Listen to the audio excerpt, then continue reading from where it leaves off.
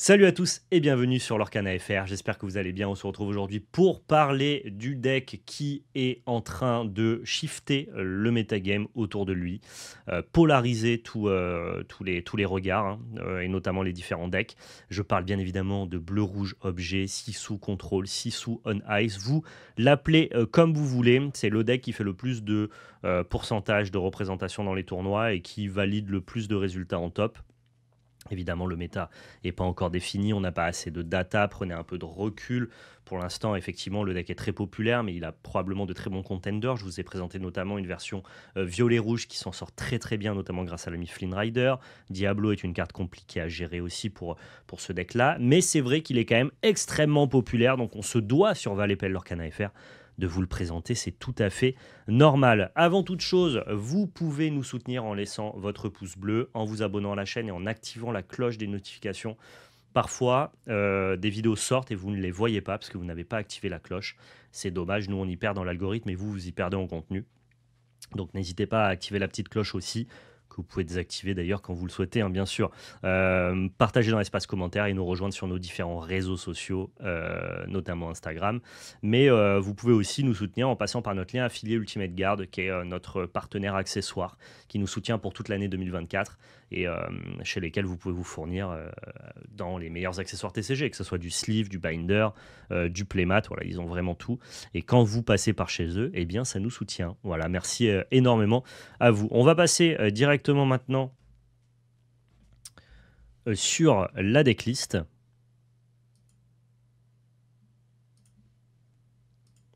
Je vais vous chercher ça. Voilà. Alors, j'ai pris une decklist récente qui a fait un top, hein, donc 6 sous contrôle. Pourquoi 6 sous contrôle? Parce qu'on a l'arrivée notamment du 6 sous légendaire qui prend la place de l'anti-bet de masse préférentielle du format. Alors, on continue quand même à jouer des bi-prepared, bien évidemment, mais on a ce 6 sous là qui a l'avantage d'être un body tout en gérant les boards problématiques, en tout cas les boards avec plein de petits loreurs qui permettraient au deck qui affronte bleu-rouge de passer en dessous. Bon, 6 sous vient bien les taper. En plus, si jamais vous avez un petit 6 sous que vous avez joué en early game plus tôt, eh bien, vous pouvez shift celui-ci sur celui-là, ce qui vous permet de le faire arriver globalement un tour plus tôt qu'un bi-prepared. Pour le reste du deck, c'est du classico-classique. Il n'a pas non plus introduit énormément de nouvelles cartes par rapport aux listes que vous connaissez du chapitre 3. Il est surtout devenu très populaire grâce à ce 6 sous et grâce à Brawl, qui est un anti-bet ciblé extrêmement intéressant, qui va venir chercher notamment les Diablos des decks verts et des decks Bucky. Pour le reste, c'est assez basique. On a quand même Ice Block aussi qui a fait son introduction dans le deck. Ça permet de baisser l'attaque d'un personnage adverse et donc du coup de permettre de cibler plus de cartes avec Brawl. C'est une carte vraiment qui est un drop 1 objet qui va nous permettre de piocher sur Flaversham et de temps à autre ça va aller attraper un Robin des Bois par exemple avec Brawl ou une Beast et c'est vraiment non négligeable quoi. On n'a plus que 2 All Far I Will Go, c'est quand même un deck qui joue 22 non ancrables, c'est énorme. Alors évidemment, on peut compenser cette chose-là avec un mulligan très permissif à l'Orcana et avec Fishbone Quill, mais c'est quand même un deck qui peut souffrir d'une certaine instabilité et te faire perdre un peu tout seul en fonction de ta main de départ. Donc il va falloir être très discipliné sur le mulligan.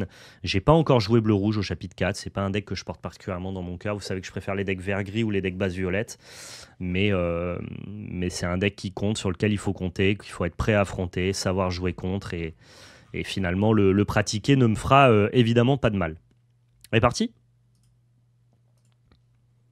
Sur Pixelborn, je l'ai implémenté ici, Hardcore Ranked, let's go. Alors on profite, hein, Pixelborn est encore up jusqu'au 16 juin. Au moment où je tourne, on est le 9 juin, il me reste 7 jours. Donc on va en profiter pour faire quelques gameplays évidemment. Et puis après évidemment que Valepel, Lorcana FR ne rendent pas l'antenne.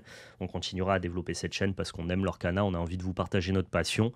Et on trouvera d'autres moyens de vous partager voilà, toujours de la deck tech, des tutos, de la collection, des points méta. Vous inquiétez pas, notre contenu Lorcana est loin d'être fini.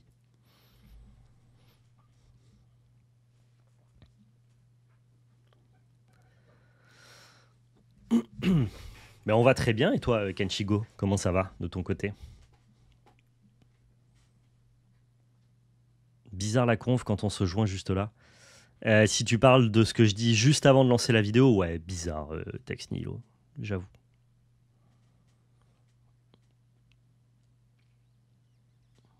vachement bien cette main. C'est je vole, c'est glace à l'eau dans je vole dans Flavorsham qui draw. Derrière, on a Maui, 6 sous. Là, on a des ancrables. Je crois que je remove juste le bloc de glace pour avoir une non ancrable de plus. Une ancrable de plus, je pense. Ouais, vas-y, on est bien.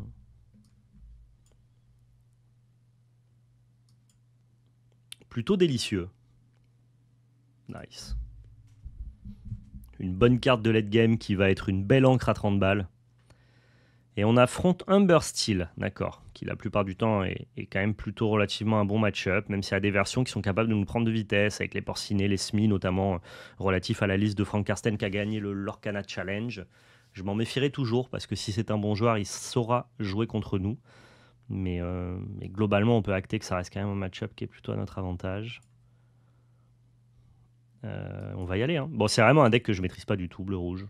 C'est pas le deck le plus dur à jouer, mais j'ai pas beaucoup de base avec, quoi.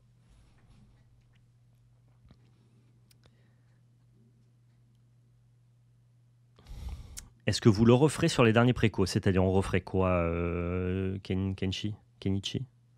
Kenshigo. Kenichi, moi, je dis n'importe quoi. Kenshi, pardon. Kenshi Girac. Non. Je dis n'importe quoi.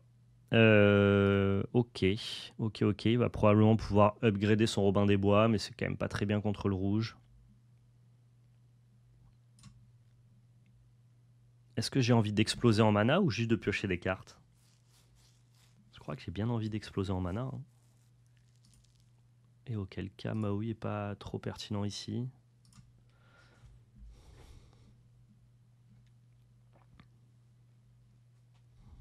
Ok, donc forcément là il altère. Sauf que là je suis dans le spot où le tour d'après, je peux très bien avoir une Médusa et dans ce cas-là son Robin il a rien fait quoi. Ok, j'ai perdu mon Flavorsham, ce qui est un tantinet dommage. Je crois qu'on va Tala juste. Est-ce que c'est bien 6 sous? 6 sous c'est bien quand t'as un bloc de glace, ce qui n'est pas le cas ici. On va quand même le prendre. On va ancrer une certaine partie de nos non ancrables. Genre. Ok. Alors j'ai cliqué sur jusqu'où j'irai et ça m'a ancré un soyez prête. C'est pas très très grave. C'est chiant quand même.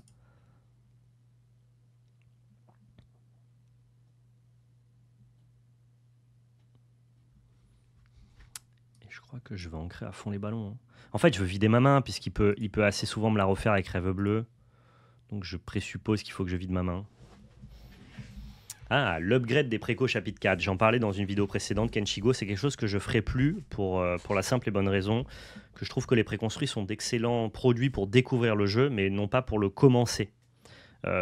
Donc, quand je dis commencer, c'est se rendre en boutique, faire des tournois. Donc plutôt que de proposer des upgrades préco chapitre 4, je vais proposer des versions budget de très bons decks, ce qui te permettra de partir sur des bases solides plutôt que de partir sur les bases des préconstruits qui des fois va te diriger sur des decklists qui sont à mon sens pas intéressantes. Donc les préconstruits c'est pour découvrir le jeu, les decks budget c'est pour commencer le jeu, mais le commencer de manière régulière. Donc je ferai plus d'upgrade de préco chapitre 4, voilà, les gens découvriront avec, mais après nous on ira sur des decks préconstruits sur des decks budget de bonne qualité, de meilleure qualité que ce que va te proposer la base du préco.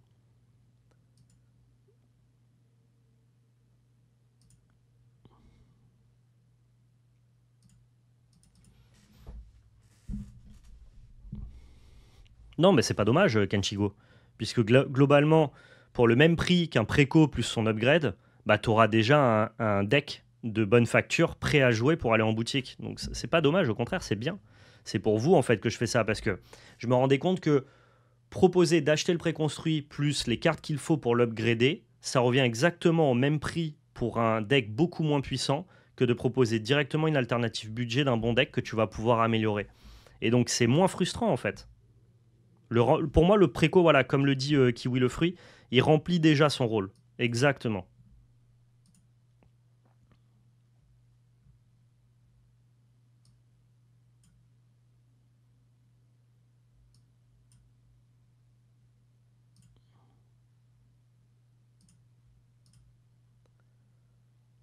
Il fait déjà le job, le préco.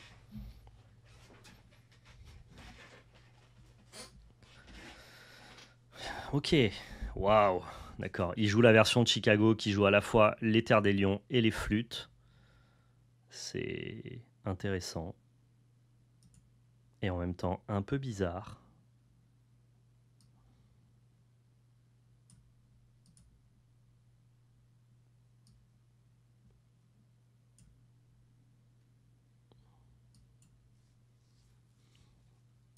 Est-ce qu'il va générer plus de l'or que nous? Franchement, je suis pas sûr, hein.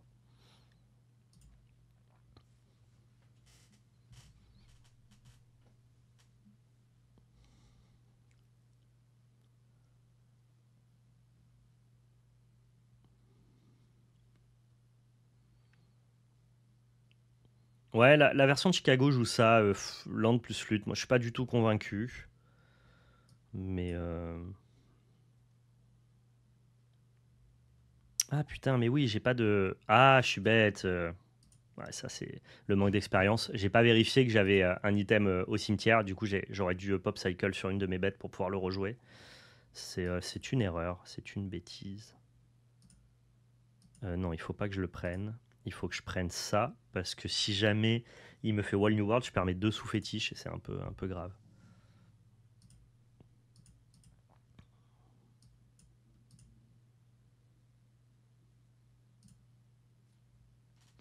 J'ai pris 2 decks Saphir Acier pour n'en faire qu'un et avoir une bonne base comme je suis débutant. Bah, c'est trop bien, ça t'a permis de découvrir le jeu, t'as pu débuter et t'as très bien fait de prendre tes 2 decks Saphir Acier et je pense que tu t'es régalé avec à découvrir le jeu.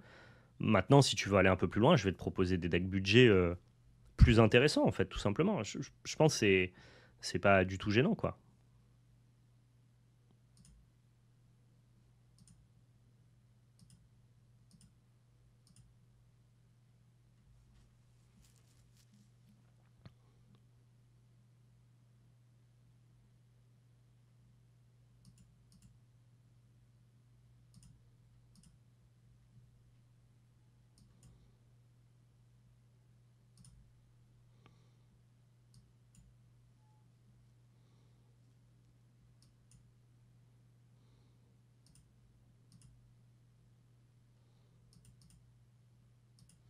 2, 3, 4, 5, 6. Il n'y a pas l'étal alors que moi j'ai bien l'étal normalement.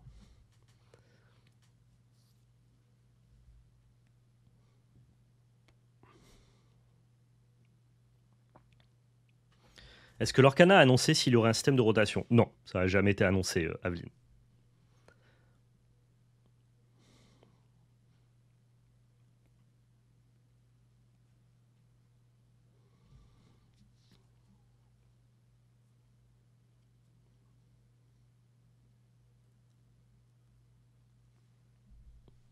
Ok, on a gagné la première. Je pense pas qu'ils je pense pas qu'ils mettent en place le système de rotation. Genre, on voit même qu'à Magic maintenant, le standard, il a du mal à cause de ces systèmes-là. Je crois que les gens, ils veulent plus de système de rotation. Je dis pas que c'est bien. Moi, c'est un truc que j'aime à Magic, le système de rotation. Mais je crois que les nouveaux TCG, ils veulent pas trop rentrer dans cette dynamique-là. À tort ou à raison, hein.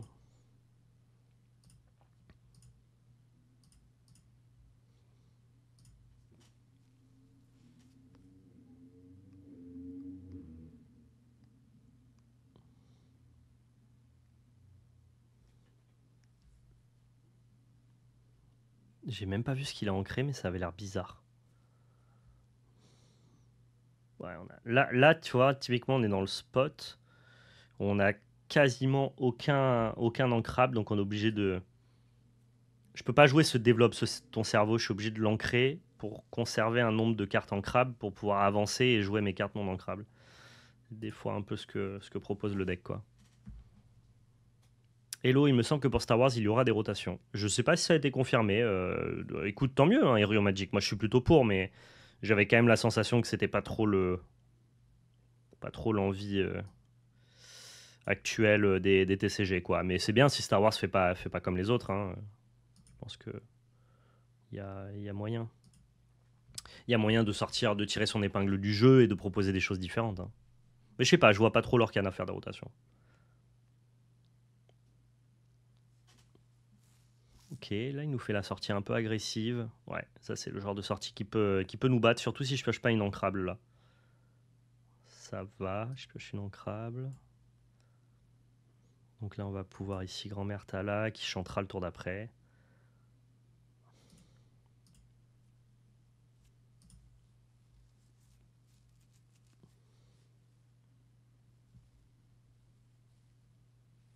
D'ailleurs, tu ne fais pas de Store Showdown sur Star Wars. J'en ai pas trop à côté de chez moi, Rio Magic. C'est assez difficile de me déplacer un peu loin, donc non, pour l'instant, pas de Store Showdown.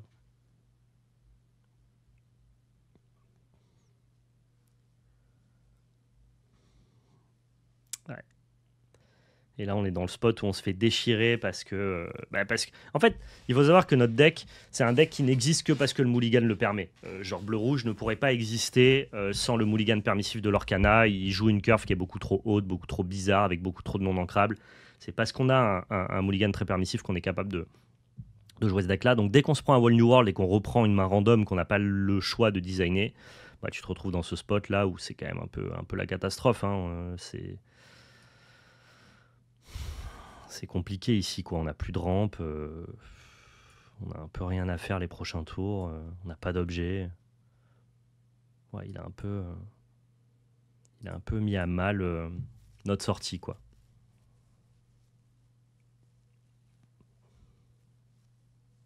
Tu n'arrives pas à rejoindre notre Discord. Dans la description, le Discord ne marche pas? Bizarre. Je vais me renseigner. Je vais changer le lien. Et là, quand tu tapes Discord, t'arrives pas à le rejoindre sur Twitch?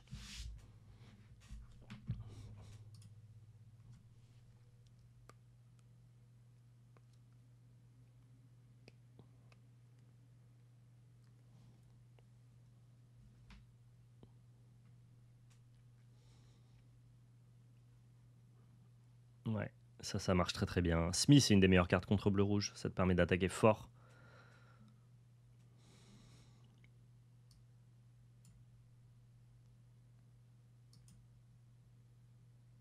Ouais, j'allais dire, il me faut un pop cycle. Et espérer trouver un anti-bête de masse très rapidement. Genre sans bi prépare, je pense qu'on pourra pas gagner cette game là. Ça a marché pour moi? Ah, mais je sais pas pourquoi ça marche pas pour toi, Tenchigo.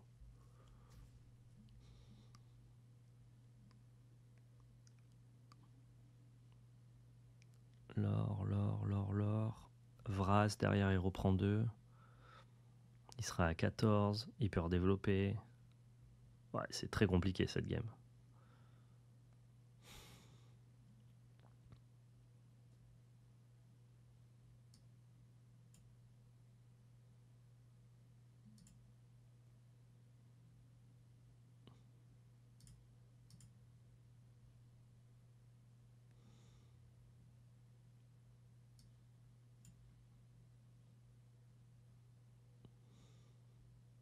Ok.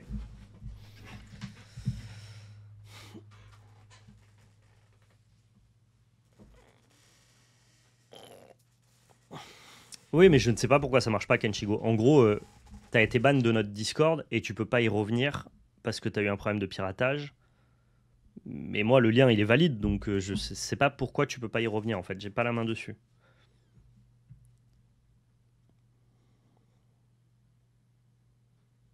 C'est pas moi qui t'empêche d'y revenir, c'est ça que je veux dire, quoi.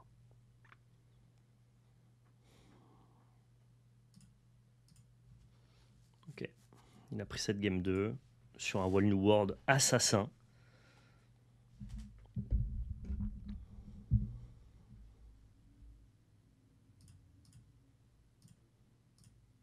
Ouais, voilà. Ça, c'est les mains de départ de bleu-rouge. Et sans mulligan, c'est une catastrophe, quoi. J'enlève bagarre parce que, genre, bagarre sans bloc de glace, ça marche pas très bien contre son board, ça marche pas très bien contre la reine. Ça va être fine contre Robin. Ouais, et on est encore une fois dans le spot où on va faire quoi? Je vole dans jusqu'où j'irai. Donc ça va pas passer par plume en forme d'arête, je pense. qui en plus pourrait être cassé par Benja. Donc on va commencer par bloc de glace ici.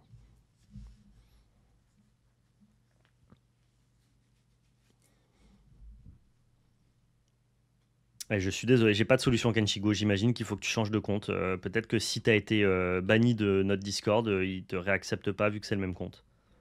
Et j'ai pas, j'ai pas la main, je sais pas comment ça fonctionne quoi.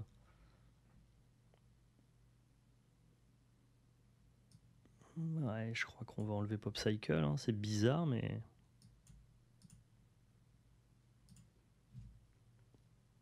Mais on a un bloc de glace si on trouve un Flowersham.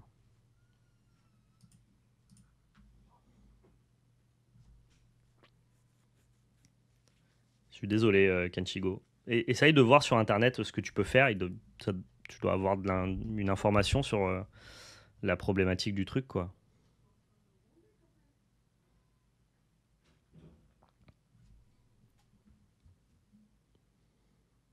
Ouais, on se reprend Wall New World Tour 2.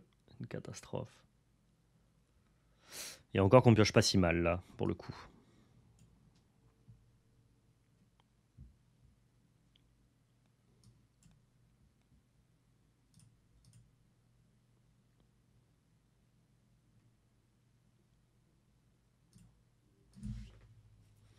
Ça peut être destructeur, hein, Rennes dans Wall New World Tour 2. Hein. Ça peut souvent très très mal se passer.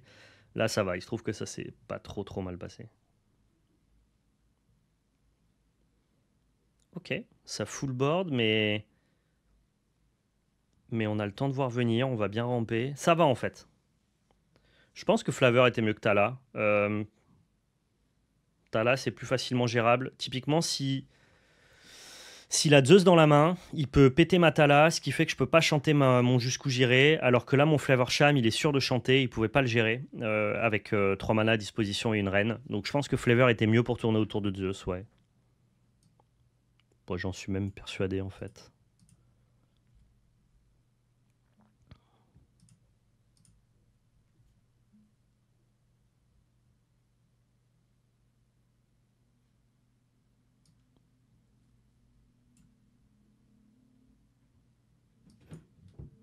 Et là, on va pouvoir Maui directement sur la reine. Derrière, il a très peu d'agression. Et nous, on est en train de monter en lore, en encre. Et ça se passe très bien. C'est simple, hein, ce deck bleu-rouge, si tu l'empêches de monter en encre, c'est là où tu vas le battre. Si jamais tu arrives globalement à monter en encre, à développer ton plan de jeu, il va t'écraser en late game. Et là, on est dans le spot où c'est en train de relativement se passer convenablement, quand bien même on a pris un Wall New World. Ça aurait pu être la catastrophe, vraiment. Ok, flûte et terre des lions, mais c'est un peu tard pour l'instant. What? Alors là, j'ai pas le move. J'ai pas le move ici. Mais bah dans ce cas-là, let's go. J'ai pas l'info.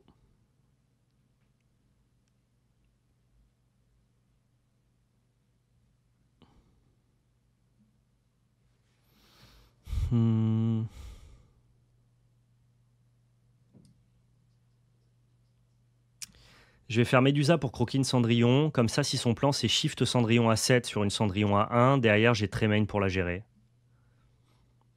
Je pense que c'est une bonne option. Peut-être qu'il est désespéré. Non, je pense qu'il a un plan derrière la tête, mais son plan a l'air mauvais.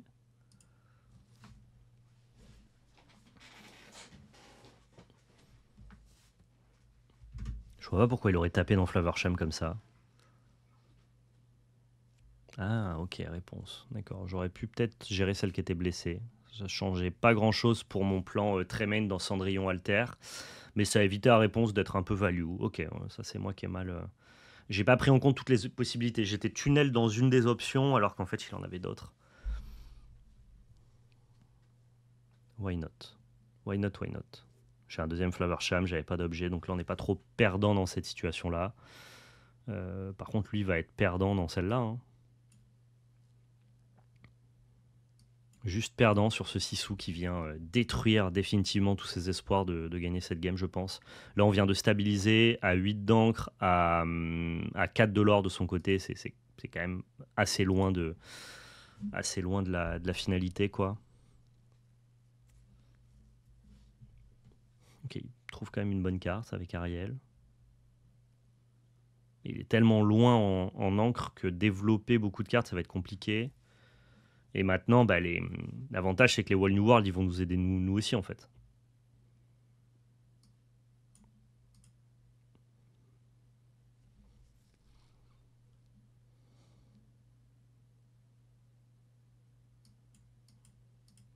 Faudrait que je trouve un petit objet quand même à me mettre sous la dent. Je vide ma main encore une fois parce que Wall New World est une option pour lui pour se relancer. Et dans ce cas-là, bah, tout ce que j'aurais pas joué, c'est perdu. Et je pense que monter en encre, dès lors que tu as des cartes qui permettent de piocher dans ton deck et avancer, c'est pas du tout perdu, quoi. Donc on n'hésite pas, on peut même ancrer cette tas-là. Ça devrait le faire.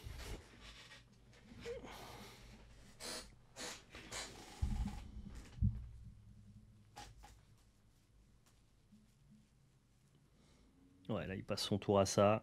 Il gagne un petit encre. Un petit lore, pardon. Ah, je m'y fais pas. Entre le lore et l'encre, je suis perdu à chaque fois. Bon, on veut un item. Toujours pas d'item. On va prendre une grand-mère là, c'est pas très grave. Ça, c'est relativement bien. Ça reprendra un bloc de glace, visiblement. Et du coup, ça nous permettra de jouer Flavorsham aussi derrière.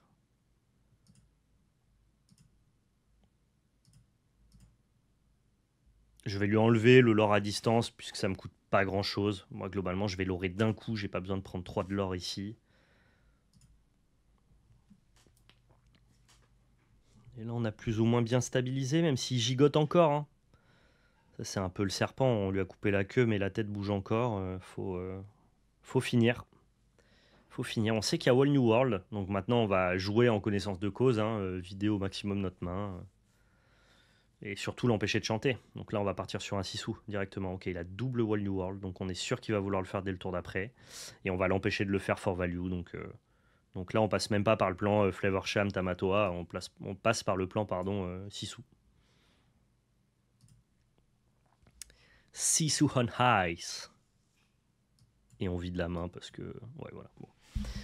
On vide la main parce qu'il peut quand même chanter pour 5 mana, mais c'est tellement naze, quoi. Ça l'aurait mis tellement mal. Ok. Bon, bah parfait. On a vu exactement aussi quel était le gameplay de 6 sous contrôle. Vous avez vu, hein, si jamais vous prenez pas rapidement le lead sur la partie, que vous n'êtes pas capable d'avancer en encre très rapidement, en fin de game, il va vous broyer. Il a trop de cartes de late game, trop de mécaniques de value, trop de résilience.